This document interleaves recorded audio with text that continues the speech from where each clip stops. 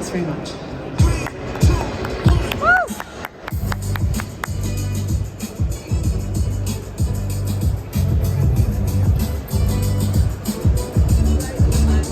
Okay. Yes, another exciting session coming up. What are investors looking for in Web3? So it's after lunch. We need a little bit of energy. Big applause for our three speakers. Woo! So, yes, let's have a seat. So, we're gonna talk about what investors are looking for in Web3. And we have Kavita. I think in a bit, I'll let you all shortly introduce yourself. Delta Fund, right? You came from the US yesterday? Yes, very nice. We have Alex from AngelBlock. Woohoo! You came from Malta yesterday? That was top secret, but yes. Fantastic. Also show the Turkish in a bit. And then Tim, how do I pronounce? Is it Deus X Capital? Deus X Capital. Yeah, so he used to be Galaxy Digital, he used to. And you came today from London? Very nice. Okay, so again, big applause to our speakers. Woo! And then just maybe 30 seconds, 60 seconds each of you. Who are you? What are you doing? And then we're going to talk much more about the topic of today. Kavita. Hey guys, I started Delta Blockchain Fund. It's a $125 million fund with 65 million approximately to pre-seed and seed, and the rest for follow-ons and growth. I also teach at Stanford Beyond Bitcoin class. Apart from that, I think I've been in the space since 13. Very excited and very lucky to be the first checks into really amazing companies building in blockchain like Polygon, OpenSea, SuperRare, SoRare, Starkware, and a bunch of them. So excited to be here. Thank you, Victoria. Thank you, Rita. So a lot of rare and where. Yes, and they're still rare. Hey guys, first of all, thank you for coming out. I'm barely hanging on, so I know some of you are probably dead as well, but I really appreciate it. My name's Alex. I'm the founder of AngelBlock. AngelBlock is a non-custodial fundraising protocol. So it's the first time where we can actually conduct token-based fundraisers that are fully non-custodial. Investors have more of a say when it comes to development. We want to make sure that startups are actually following through with their roadmap. It allows for pretty cool checks and balances in the whole system, but not here to show. My background is predominantly centralized exchanges. I'm an LP in 2 funds, and I do a lot of angel investing, so I think it's going to be a fun talk. Since you guys bring more of the institutional side, I'm a bit more active on the angel side, so let's see how that goes. Okay. Good afternoon, everyone. If you're struggling after one day, I can't imagine what you're going to look like tomorrow morning. It's not going to be pretty, Yeah. I can tell you that. I've got a 9:30 panel in the morning, so if I'm out at midnight, you tell me to go home. Yeah, very important. Which I will roundly ignore. As Victoria said, I used to run Europe, Middle East and Africa for Galaxy, but now we're very exciting. About 3 weeks ago, we launched Deus X Capital. We're $1 billion fund. We've got private equity, venture capital, venture building, and we allocate to funds as well. So we're doing a lot in the space, and there's a lot going on in the space. So let's talk about it. Very nice. Thank you. Okay, so my first question is, because we all know we are in a bear market, so are investors still looking into Web3? Or is it now not so hot? Is it now AI? So what's going on? Actually, this is very funny. Tim and me were just talking about it. Bitcoin prices just went up 10%, and absolutely everybody is asking back, what are the cool deals? So, no, I think the blockchain native funds have always been deploying. Like for us at Delta, we have been deploying. We are right now in the middle of 2 deals, closing them legally. We closed 2 deals last month. But yes, there was a huge narrative where suddenly everybody is like, oh, now we are also investing in AI, even if they were the blockchain fund. And then the AI whole spike didn't really become that much of a spike, and people were like figuring it out. But if you are here to build, there are amazing funds who are very blockchain native, who really believe in the technology, and who are absolutely deploying. but with the right mind on their head instead of getting into the FOMO of craziness as we saw in 21. I'm still wrapping my head around this because we've been building through a bear market. We've raised in a bear market. I'm definitely still personally writing checks, but they're smaller than both of you guys. It's tough. It's like we've actually had many conversations with various VCs who are getting ready for a Series A, probably Q1 of next year. And there is a lot of bullshit on the market right now. There's a lot of like, oh, how are you guys integrating AI? Like we're not. It's not part of our roadmap. It's not part of our business model. It's not something we want to do. Obviously, there's a lot of crypto companies that are doing ChatGPT wrappers, and suddenly you have a chatbot on a DEX or something else, and you're AI powered.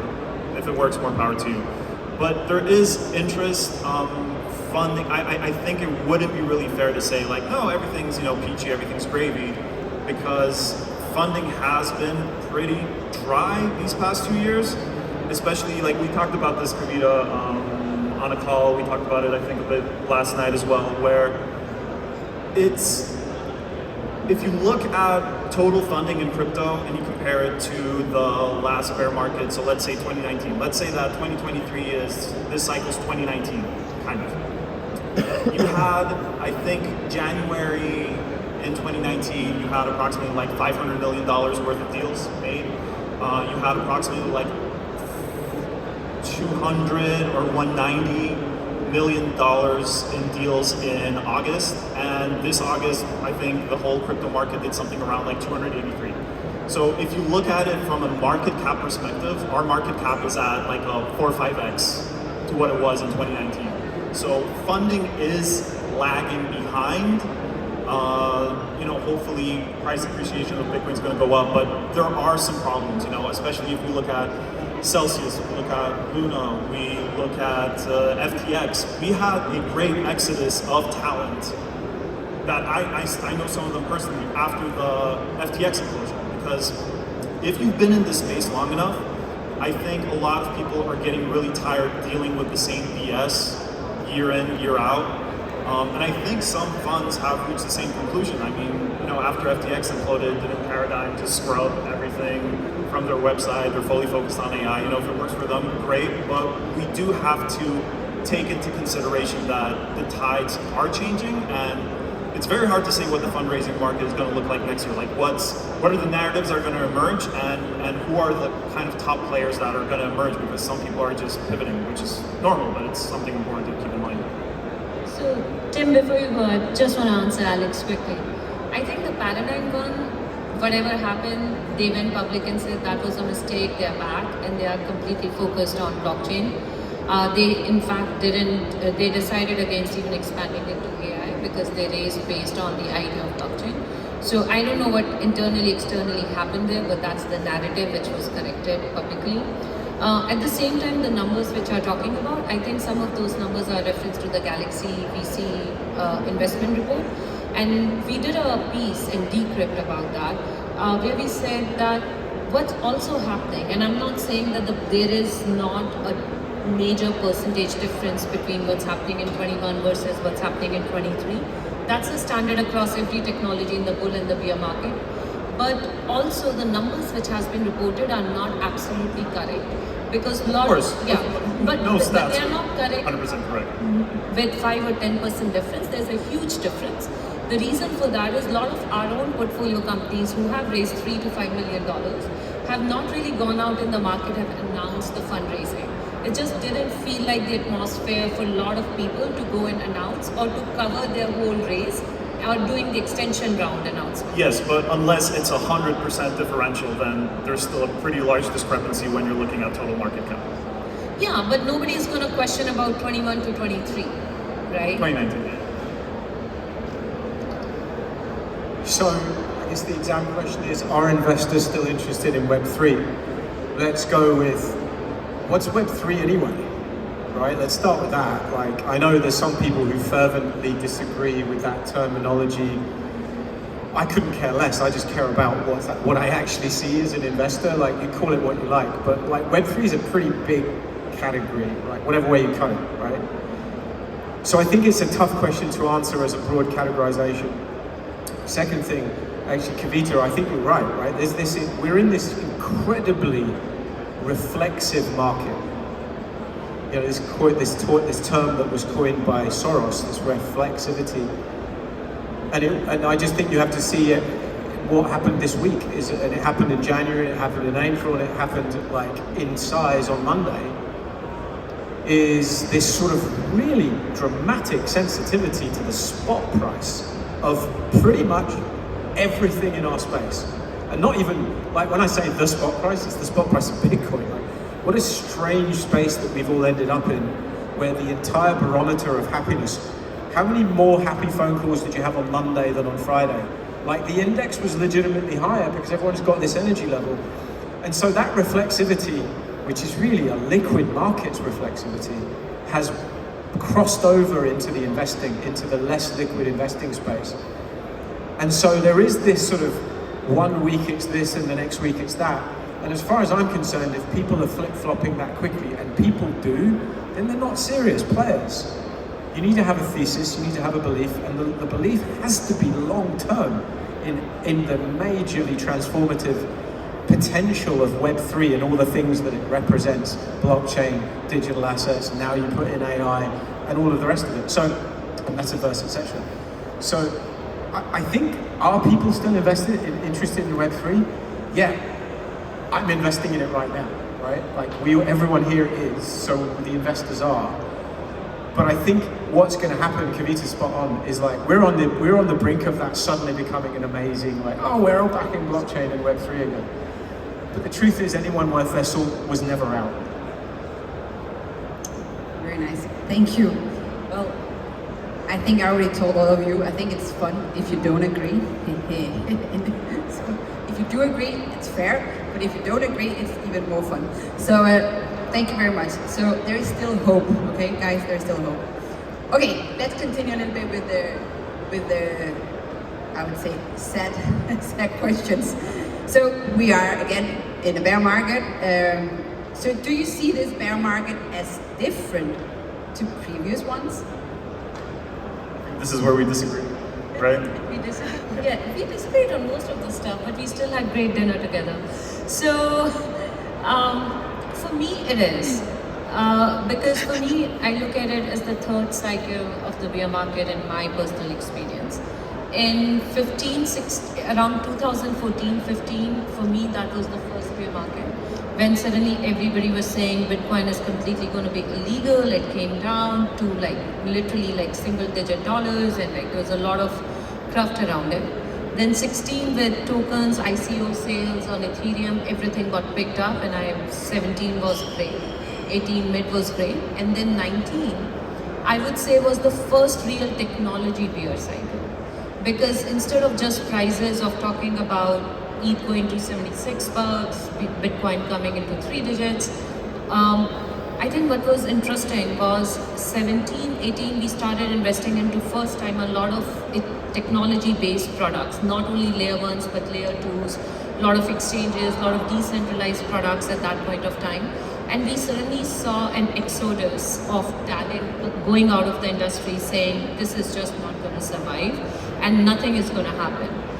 But this time, the major difference which I see, of course, from the price perspective, I say we are on a very decent, reasonable, low point which has been maintained fiercely by both ETH, Bitcoin and a lot of other factors. But for me as a tech investor, what's really fascinating is builders continues to build. I didn't see an exodus. I didn't see that if I invested in 100 projects in the bull cycle, 90 of them have just disappeared. Barely 1 or 2 have disappeared. And we still see so many experienced builders from Web2, from different spaces, people from cryptography, double PhD still coming and building in the space. For me, that's the first experience of a tech build cycle in crypto. Yeah, those are very good points, and I agree with them. Sorry, Victoria, but I agree. But kind of the flip side of what Tim said, which unfortunately I also agree with, is Tim mentioned that any investor worth their salt, like, doesn't matter, bull bear, you're allocating, you're investing, and I think one of the main differences that I'm seeing is we have this shiny thing called AI as an alternative now.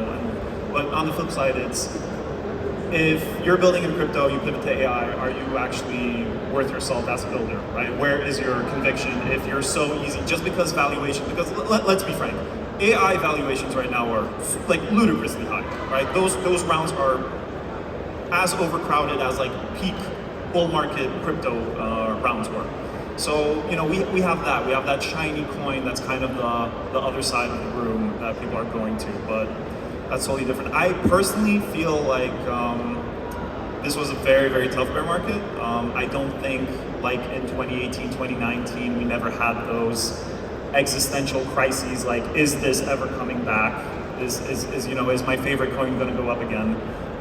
We had less of that. We had less chop. 2018, 2019, just from a trading perspective, it was very, very choppy at times. Like, and if, again, what Tim said, price appreciation, like there's no better way of maintaining positive sentiment than just price going up.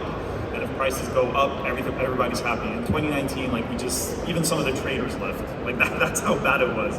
Traders left just because, like they rather go back to options, they rather go back to stocks because we had low volatility, low trading volumes. It was just boring. It was a very, very boring market.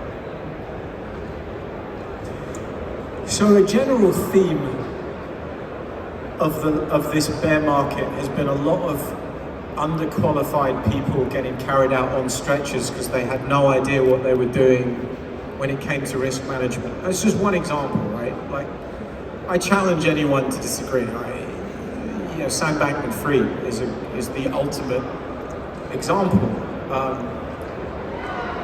But it's like, that's very idiosyncratic to crypto, and I think the thing is you've got to take a big old step back. If you look at the history of crypto, every bear market before it was only idiosyncratic. It was mainly not driven by external factors.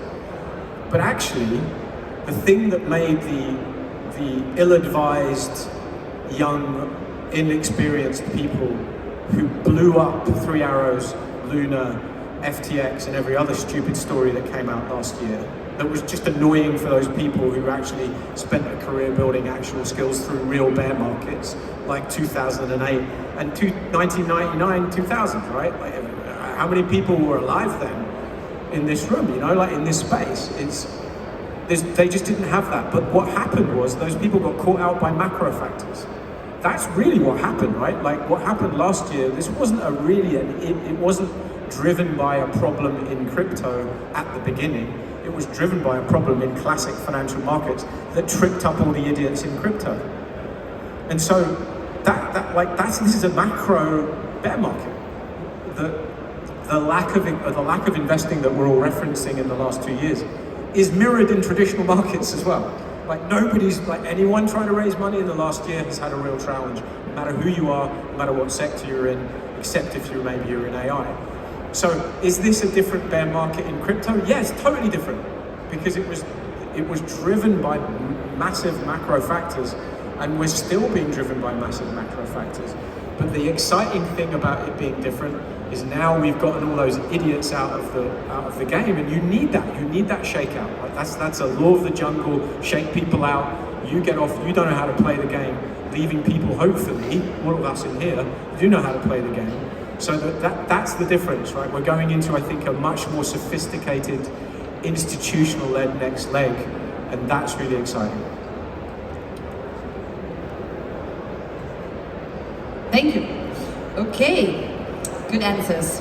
Okay, so my next question is about how you analyze projects and startups. So what metrics do you look at? I think I'm just gonna give the comparison regarding the bull market and the bear market, because I truly honestly feel that the metrics also changes when there is a lot of FOMO going on, both for the VC and the founders and the other side. So, and also I feel like when I first started 17 to officially institutionally invest in the space, I came from years of investing at World Bank, IFC, Google, ex-CEOs, family office, bringing the Web2 ideas of how to use the parameters of investing. And I realized very early on they didn't work in Web3 at that point of time. Like I couldn't come in and say, give me a very clear product market fit, give me the revenue at that point, and especially the tokens were so new, even company like till today, Polygon, with respect to its subscription model or its payment system, it's not profitable, but at the same point from its token perspective, it's sitting on a lot of treasury. So there was a whole new dynamics to it. So at that point of time, the metrics used to be, is this going to really push a boundary in something with a decentralized world? By the time we reached 2021, there has been a lot of product market fit set up. There has been also a new stream like DeFi, within NFT, the DAO systems and everything. So you're still going somewhere in the middle of, it's a complete new idea. It may find a product market fit. If it does find a product market fit, it's going to have a revenue. Or the incentivization model is strong enough that it never has to find a revenue stream and the incentivization itself will take away. I think as we are moving with seeing some of the biggest blunders of the crypto economy till today, as Alex mentioned, whether it's FTX, Luna, and a lot of things, most of the investors or most of the seasoned investors are back to asking the idea of product market fit with revenue, even if the tokens are associated with it. Because the pure incentivized model has not really worked for anything for a long term. And beyond that, beyond just Web3 crypto native use case, also beyond. But one most important thing which I'll just add in the end is something which I personally, even myself, have never asked is the transparency to the holdup of treasuries for all these founders.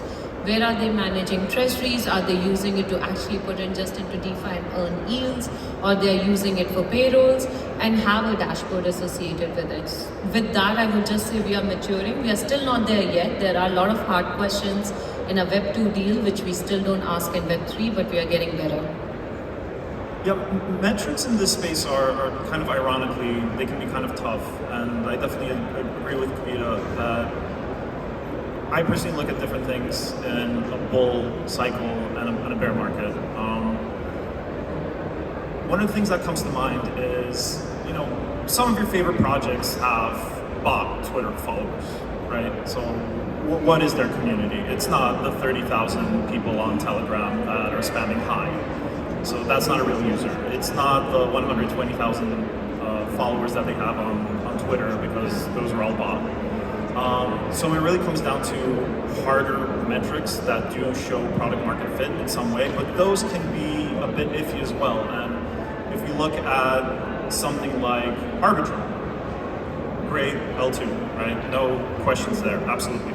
And they're, more power to them. They're smart for having done this, but if you guys remember the Arbitrum airdrop, you had a sharp decrease in the usability of the network after the airdrop was actually claimed by users. It was like 70% drop.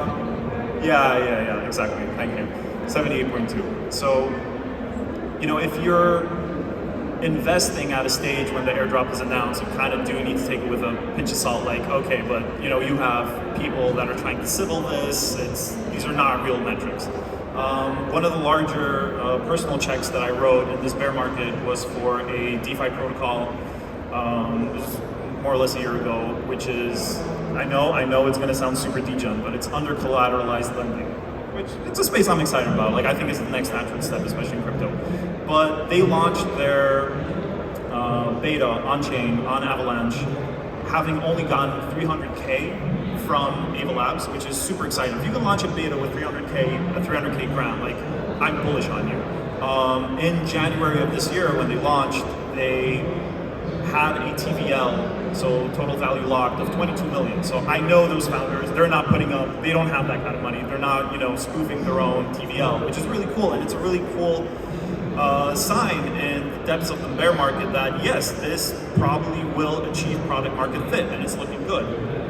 So it's really, I think each startup, you do need to do a deep dive and kind of understand who are the actual users, because it's not Telegram people, it's not Twitter. Are people actually putting money, if it's a protocol, are they putting money into this? How many participants are there? And it's going to be different, because in a bull market, even some top tier VCs, you're still fighting for allocation because euphoria is high and you just, next shiny coin, not saying anyone here, but you know, those are the realities of it. It just happens. It's unfortunate, but I think people just lose their brains a bit in a bull market, even the most seasoned people.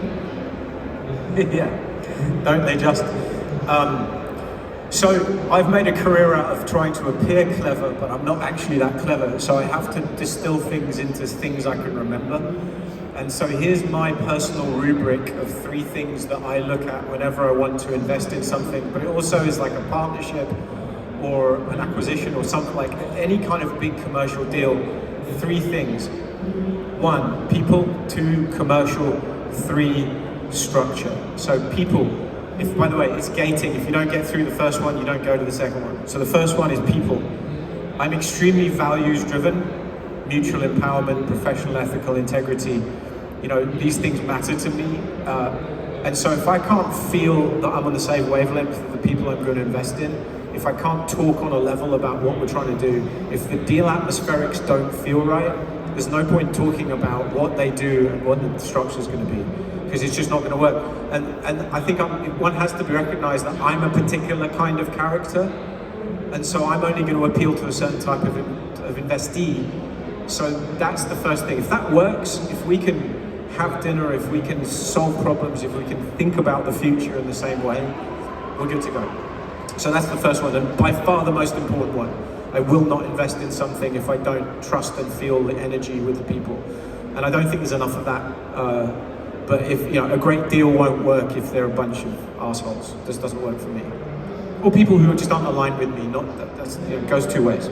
Secondly, that's simple. That's everything. Mostly, like a lot of what Kavita did, like all the really important stuff you just have to get right. Product market fit. Is it well managed? They don't know how to run their finances. Do they have a clue about what it means to build a company and grow a company? Is the strategy right? Do I believe in the thesis? That's the second bucket. If you get past the first one, that's where all the work is. And then if you get to that point, you're like, I love these guys and I love what they're doing, then you have to get the structure right. And if the valuation is wrong, then I'm walking away. Like, I'm not gonna, you know, and so those 3 things have to happen in order for an investment to happen or a partnership to happen. And I found that to be an extremely reliable barometer of when to go in and when to get out. So that's my rubric.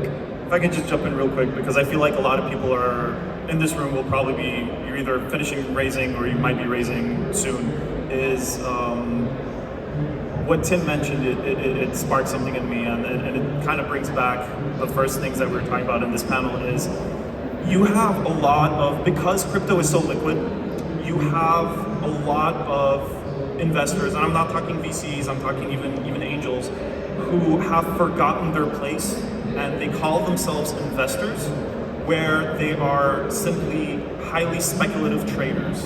And there is a lot of them, and personally I do believe these are the pariahs of this space. Just because crypto is 24/7, crypto is super liquid, doesn't sleep on weekends, you have people that will force early unlocks, they'll force lower token prices, and those are usually the people you should stay away from. And especially in a bear market, when there is less funding and you are more inclined to take those BS deals, and those are usually the kinds of deals that can sink your project before you even really launch. Or it's just gonna make it a hell of a lot harder. Agreed. Okay, so let's talk about the future. Let's talk about 2024. So if you had to guess about the best sectors to get into, to invest into, or even maybe you're considering, I don't know, changing from one company to another company, what are the hottest sectors we're going to see? I know you don't know, nobody knows what's going to happen in the future, but please speculate, please share your Please give your financial advice to the audience. Oh yeah, it's not, no. Nothing here is the financial advice, nothing. Not at all a financial advice for all the SEC people sitting in the audience. With respect to technology sector, I think the most non-sexy products at the beginnings becomes the sexiest product at the end. So we continue to invest in a lot of infra. And when I say infra, it's like the non-sexy plumbing part which I'm talking about. We have been talking about Web3, and I know because of the liquidity and the financial aspect of this technology, it has become so big. But we still don't have a single straight data analytics layer. We don't have Google equivalent. You can't really search in a simple way all the companies which are there, at which sector they are there, all the data which is crossing between two chains. So a lot of data settlement layers where our investment is going, analytics, security reporting, observation tools, also the double or the triple swappings without having a multiple gas fee or without having a multiple user interfaces associated with it.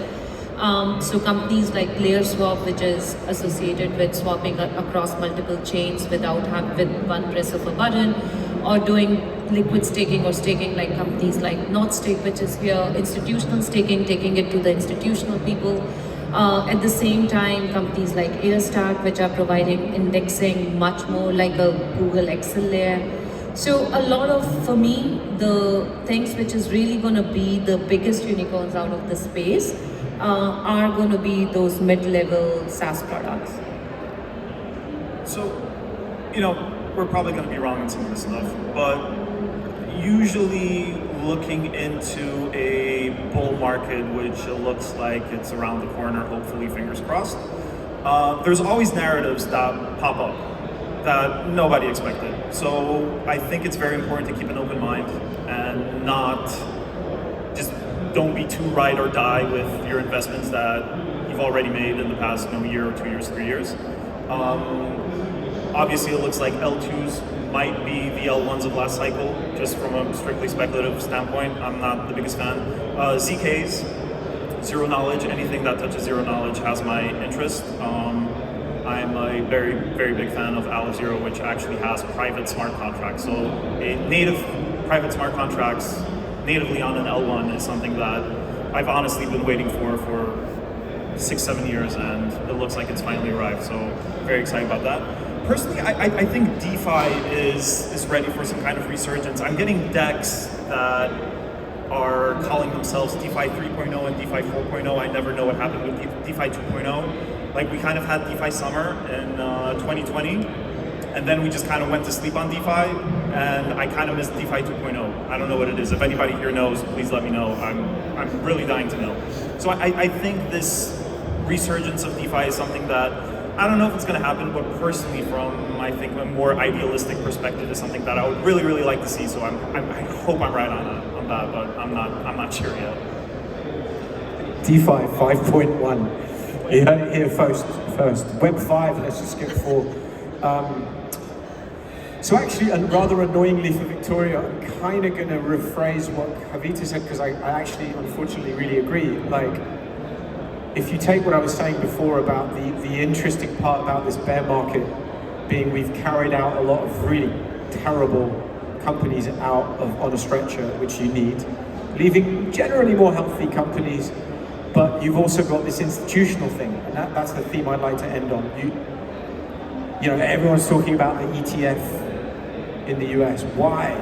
It's not actually because everybody thinks there's going to be like that huge element of like global capital in an ETF, in a Bitcoin ETF. Nobody's that crazy. What it really is about, it's firing a gun on like, right, we're ready, the regulators are ready, it's time to go to the next level of institutional adoption. And the good news is, this goes back to a bit what we were saying before, the institutional adoption cycle has been continuing underneath all of this. Look at what you don't need to look far to see an announcement from a very big global company about their commitment to this space. It's been constant, slow but constant.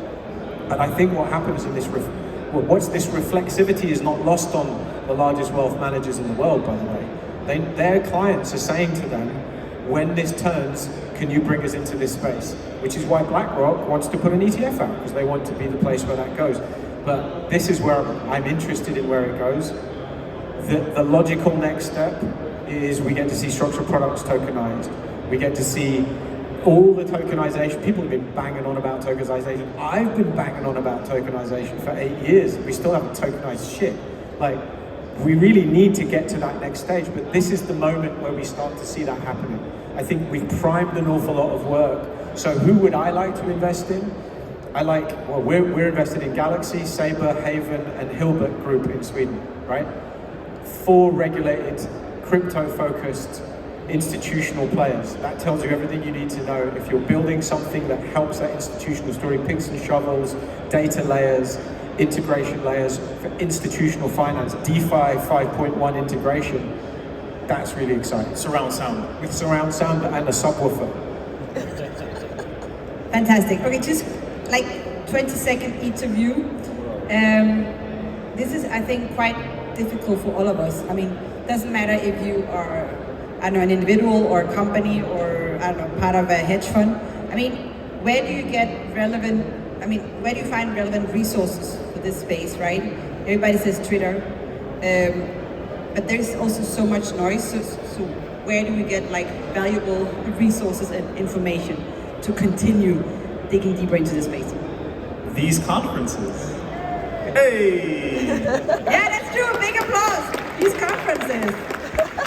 No, I think, you know, you mentioned Twitter, and Twitter is a great space, and I think the first 5-6 years of being in this space is understanding who are the shillers, who's, you know, like if your favorite influencer is talking about some coin, like, oh, might buy some here, he already has a bag. He or she already has a bag. Like it's discerning signal from noise, and unfortunately, Twitter is this giant cesspool that, you know, you do find some interesting stuff, but it's very difficult. Like media is also difficult. A lot of the stuff that we read is PR, it's spot articles, not everything, but you know, I think it's much harder to discern signal from noise in media than it is on Twitter. Like, I just think it's an experience thing. But going to these conferences, actually meeting builders, meeting VCs, you know, don't just do deals online. Like, talk to Kavita after this, talk to Tim. and just like actually learn like what their values are, and then meeting, like everything is so online. If you go to these meetups, if you go to, you know, the ETHs of the world, like ETH Warsaw, which is, you know, I'm originally from Poland, like that just popped up last year, and also bear market, and turned out one of the best conferences I've been to, apart from, you know, EBC. I mean that genuinely though. I'm not just trying to shill here, but I think it's still undervalued going out and meeting people, and I know it's tiring. I look like death probably right now, but talking to hundreds of you right now is like, that's where you find your next investment. That's where you know what people are building, and not just, you know, a branded Twitter post. That's just me. I hope you have different opinions to make it interesting, like Victoria wanted. Well, I remember when I got into this space, summer of 2015, and there was much less available then than there is now. And there was too much then. There was too much information online. I remember it was like, right, I need to learn about this blockchain. I've decided this is the thing. And I remember it was like, I had to make a decision then, and I've stuck by it since then. And I think it's more true now than then, because there's so much just impossible for anyone to absorb, unless you have a whole team of people doing it for you, which I don't. It is the people, right? You have to get to those groups of people who you can not just go and ask for their views, but like you've got to debate them.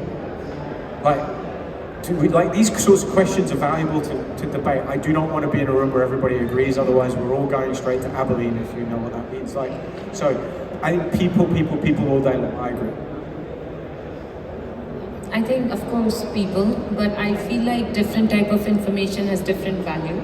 So Twitters of the world does give you a lot of gossips and does give you like what's happening where, like an overview based on when you're sitting on a flight or you're sitting in an Uber. But for me, when it comes to doing the deals, like what sectors, where the money is going, that really, a lot of really good journalism has come out. I think Block, CoinDesk, Forbes, Bloomberg Crypto has been doing really good deep dive. Places like Defiant has been doing really good industry level reports to understand for me what I'm thinking, are other people also thinking the same now. Apart from that, I think my day-to-day job is to meet a lot of founders, a lot of VCs, but because I also teach at a university, I also get to see from the academic perspective how the researchers, the cryptographers thinking, and that gives a lot of balance in planning 5 years, 10 years ahead. And at the end of the day, yes, conferences does give you what you call it, like a lot of pleasant surprises and questions to take back home and then find it with your team. Amazing. Thank you so much, Tim, Alex, Kavita. Absolutely amazing. We could stay here the whole night. Thank you to the audience, and let's continue with the next session. Big applause.